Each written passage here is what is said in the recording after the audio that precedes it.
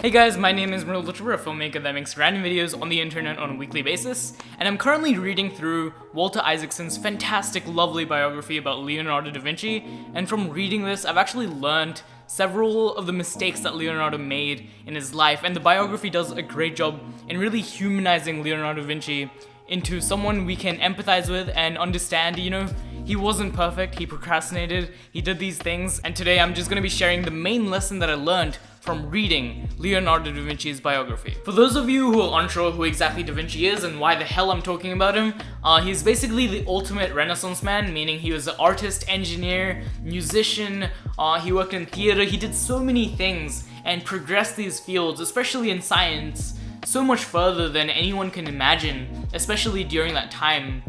He basically developed his own method of learning anything he wanted to learn, which is now known as the scientific method. He didn't necessarily come up with the scientific method, but definitely used an early form of it, meaning that he came up with a hypothesis, set up an experiment, and tested a bunch of times. You guys know what I'm talking about. But he also did some amazing other things.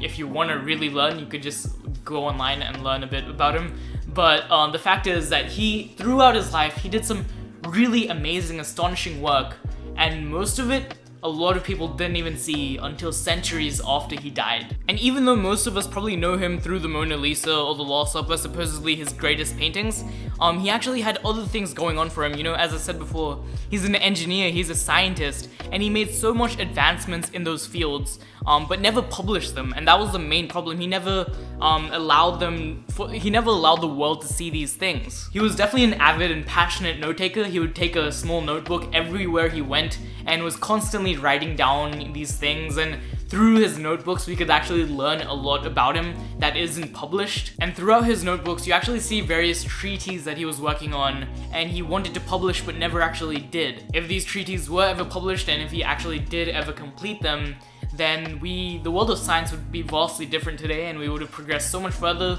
An example of this is his studies on flight. He basically did some of the most astonishing stuff about how birds fly and how we can incorporate that into the flight of man before the invention of any airplanes or anything like that, and centuries before people were even thinking of inventing that stuff. And it's just utterly amazing stuff. And if he published that, then airplanes would have been invented much sooner, I think. He also had these really beautiful unfinished paintings during his 20s that he was assigned to do and he was working on for years, but in the end he just didn't finish them. One of these paintings is the Adoration of the Magi. As you can see, it's very well planned out, intricately, it's very detailed, but it's not complete, and therefore it doesn't get the recognition that it deserves. And if he did complete this, it would have been undoubtedly a masterpiece. Another great painting that he didn't finish was Saint Jerome in the Wilderness, which just has this really haunting figure, and just is very memorable, and is not a painting that I could forget. And once again, if it was finished, it would have had a large impact on the way, we view his career. And this actually became a huge problem in his 20s because he was never able to finish something, and therefore he was never actually given any work to finish eventually, even though he was this great artist. His father actually had to help him. He made this contract in which he would have to pay for the supplies and he would have to finish it in a certain amount of days to get the money that he needed for this church kind of project. And even that he wasn't able to finish. So as hard as he tried, he wasn't able to finish his projects, and he eventually had to move cities until he could start actually finishing his projects again, and he was kind of stuck into this rut for basically an entire decade. And even when he did finish these bits and pieces, when he did finish a piece of work, he would never give it away. He would never actually give it to the people who paid him to make it, because he was just so emotionally attached to it. And even decades later he would continue working on it, the perfectionist that he was. And some may think that this is a great thing, but I personally think that it's not good to keep on working at the same thing, because you're still getting stuck in the past and your past projects, and you're perfecting thing that is already flawed in its conception.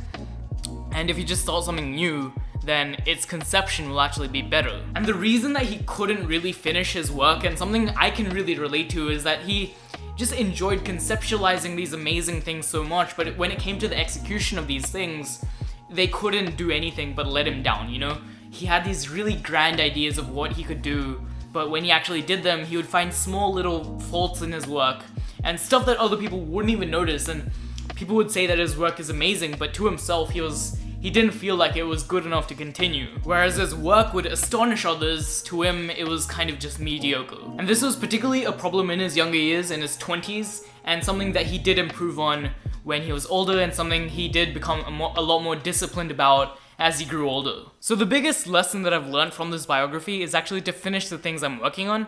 Once you don't finish a certain project, it's easy to go to the next project and not finish it as well. And it's just this continual cycle of coming up with these grand, beautiful ideas, but you know, when you hit that point where you're not happy with its execution, and you, as the creator, see the flaws in it, it's very easy to abandon these projects.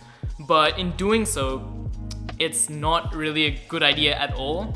Finish your stuff, my dudes. Once you actually finish a project, you get the opportunity to reflect on it. You know, I just released my short film Revolve, and I've been procrastinating through that for several months. It's definitely the longest it's ever taken me to do a short film. Like, I could have done that in like 2 weeks.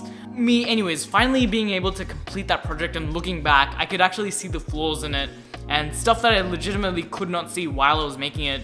I think you have to distance yourself from a project for a week or so to finally understand if you've successfully achieved those ideas in your head. So I'm going to leave you guys with the advice to finish your projects. If you are a writer, maybe write an essay every week, and just force yourself to do as much as possible, and don't allow your past work to hold you back from what you can create now. Thank you so much for watching. I love you guys. And once again, if you like this, please like this video, comment, and subscribe. And I'm just gonna shut up now.